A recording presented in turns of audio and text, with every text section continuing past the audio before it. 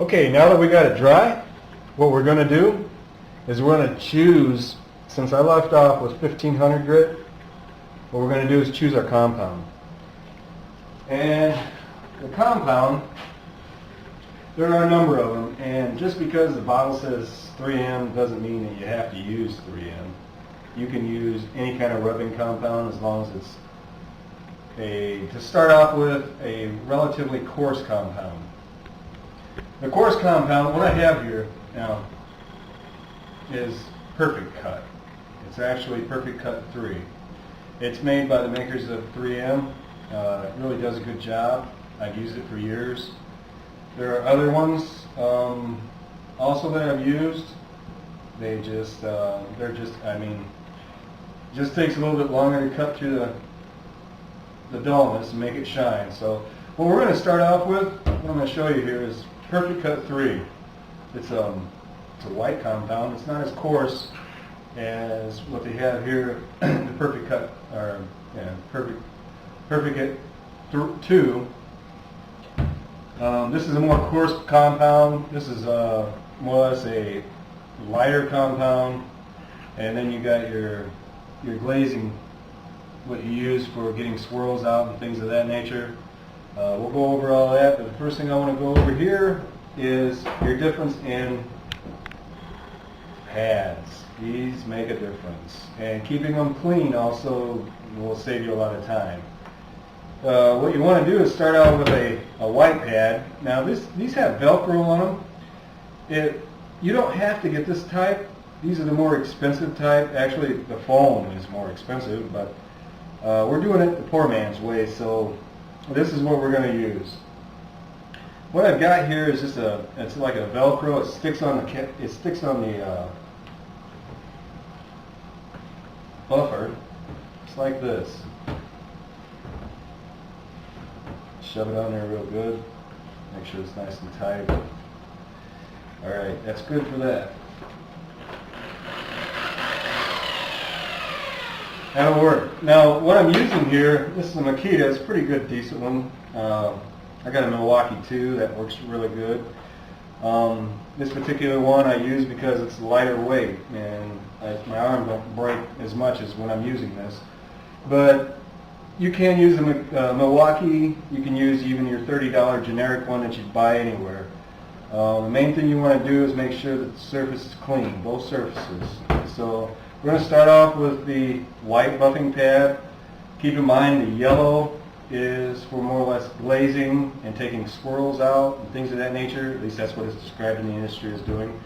So what we're going to do is start off with this, and we're going to start off with a Perfect Cut because I did take that down to 1500.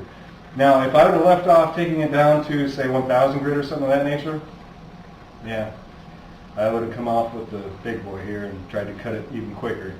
But since I know the cut isn't going to take as much, we'll start off with this Perfect Cut 3.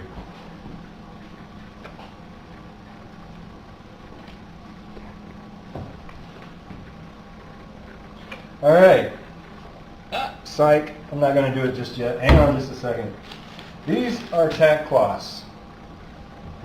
Normally they're used for before you clear coat, before you paint, things of that nature. It takes off dust, debris, and things like that. They cost about $1.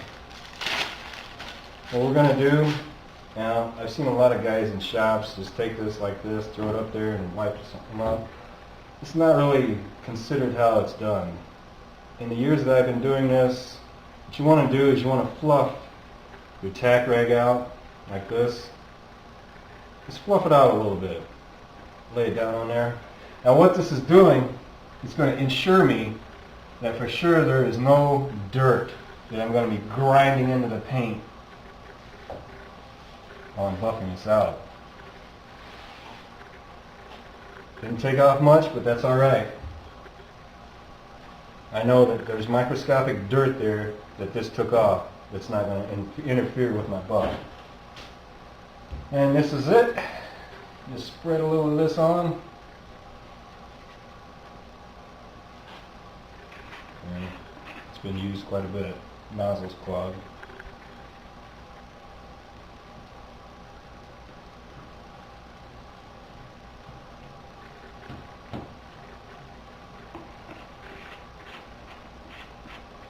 It's up to you how much you want to use.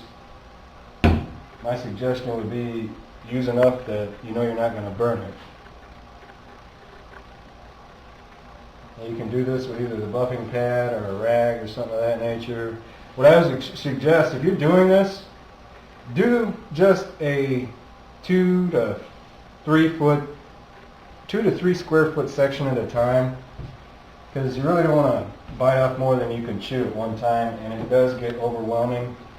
So if you're doing it on your personal car or something like that, hey, do a fender in a door one day and come back the next day. That's, you know, just keeping it in perspective with everything else. But now, this particular machine, and some of them are not, but this particular machine right here, it's a versatile speed. So it's going to, as I squeeze the trigger, it is going to move slow, fast, whatever.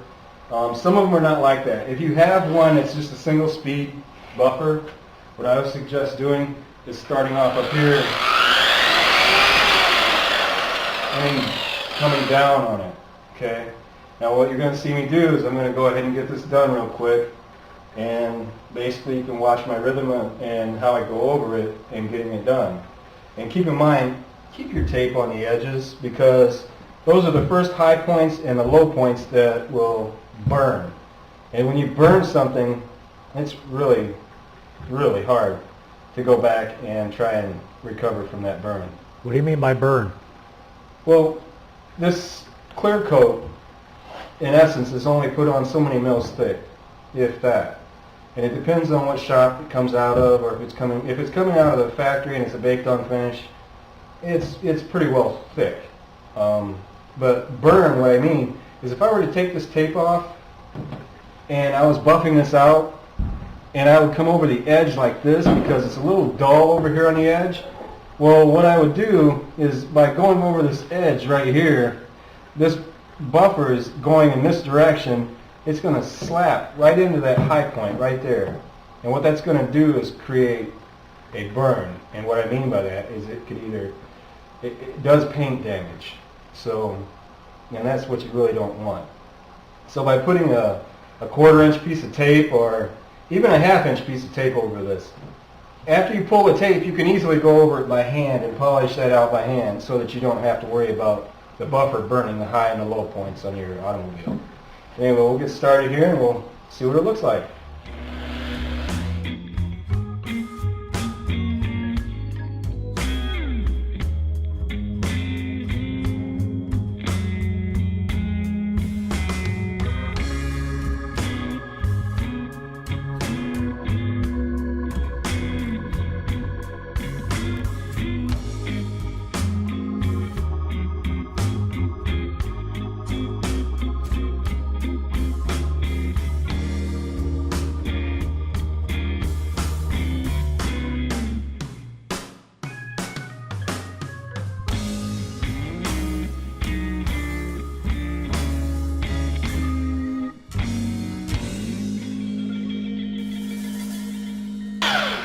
And that is how they get a show car shine. That's when you go to these rod get-togethers and you go to Cavalcated Wheels. I don't know where you might go and see this, but this is how they do it. There's no tricks, no secrets. It's plain English, just like this. They keep polishing and shining. And another thing, I've noticed I got this a little warm, but that's fine.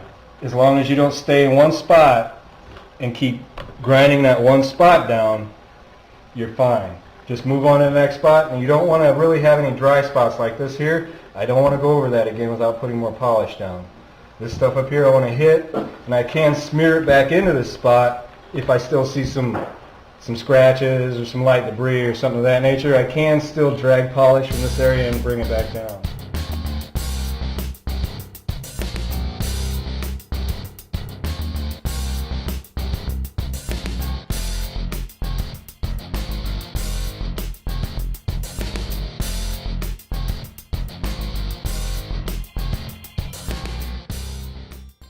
Now you just got to, basically you got a glass finish, and that's what everybody wants on their car today.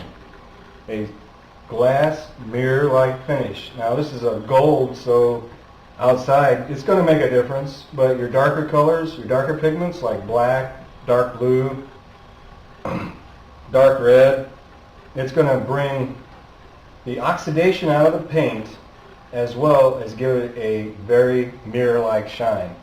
And while we're on this particular subject, I'd like you to look at this scratch right here, because not only can you take and make a show car shine, but it's say you got some scratches in your car, you can just do a little section at a time. It's not going to matter. And what we're going to do is we're going to take the scratch off the hood.